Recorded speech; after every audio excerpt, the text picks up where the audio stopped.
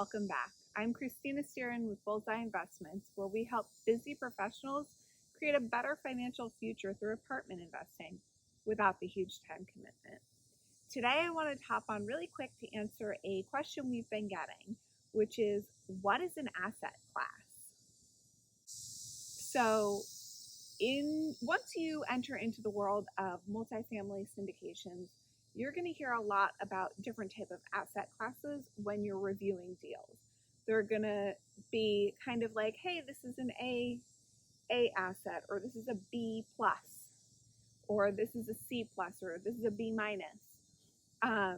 And I just wanted to help you really clarify what exactly this ABC system really means, so that when you're looking at these deals, you're finding things that are in line with your investing goals. So when we're talking about asset classes, it's really important to note that everyone views them a little bit differently. So these are very broad categories, just to give you a really general idea, and you should really be diving into the business plan and asking all of your questions of your sponsor to make sure that their description of the asset class matches your description of the asset class and what you're looking forward to for investment purposes. So an asset class is going to be basically the age, condition, and possibly the location of an apartment complex all rolled into one. And it's basically a shorthand for people to discuss kind of in broad strokes different types of investments without having to go into detail every single time. So there are 4 asset classes that are generally discussed: A, B, C, and then very rarely will you hear D, but we will touch on it just a little bit to give you an idea. So we'll start at the top of the alphabet and work our way down. An A-class property is going to be new build, luxury property, lots of amenities, really catering to those white-collar workers, people who are in professional industries who, for whatever reason, don't want to own a home. You know, they might be in an area temporarily, or they might just not want to have to deal with the hassles of home ownership and find that living in an apartment is just a better choice for their lifestyle. So these A-class properties are in a really great area. They tend to be newer builds, lots of amenities, very close to a lot of restaurants and Starbucks and grocery stores, and just really nice community resources, I guess would be the best way to describe it. So with a B-class asset, we're looking at older apartment communities. They're built a little bit older. They're not new builds, but they're not extremely old. And they generally still tend to be in a pretty good area of town.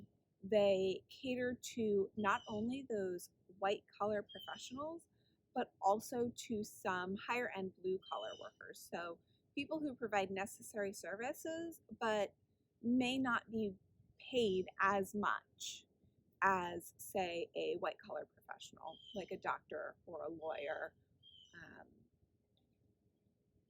Their services are still really necessary. They're still getting that steady paycheck. They still want a clean, safe, newer place to live. And so that's the B class. It's really important to note that these people may not be able to purchase a home at this point in time. They may still be saving up, or they, again, may just not want the hassles of home ownership, or their perceived hassles of home ownership. They just don't fit into their lifestyle plans. And these B-class assets are usually upgraded. They have some amenities, maybe not as new and fresh as a brand new build would, but they do have amenities, and they are in a pretty good part of town. And also the interiors are usually renovated to be similar to what is being put in an A-class property. Maybe not, marble countertops. You may have granite countertops instead of marble, depending on the area and the location and what is standard for that.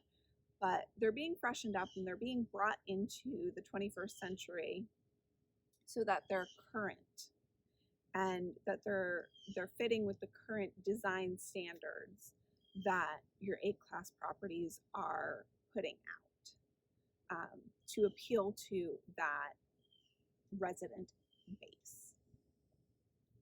For a C-class asset, these tend to really be a working class apartment community. These are people who more than likely are not unable to purchase a home at this point in time.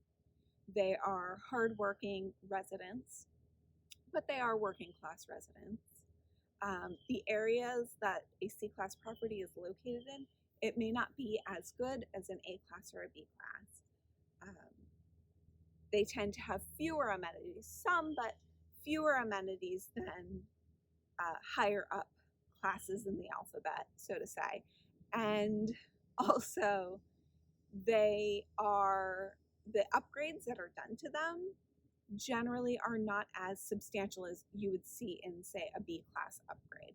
So they may have some things upgraded, but they may not be using the same quality of materials in terms of granite. They may be using a Formica countertop versus a granite countertop, or the type of flooring is a sheet vinyl versus say a plank vinyl, which has become very popular, or a plank vinyl that is just not as high of a quality as you'd see in a B-class or say an A-class property.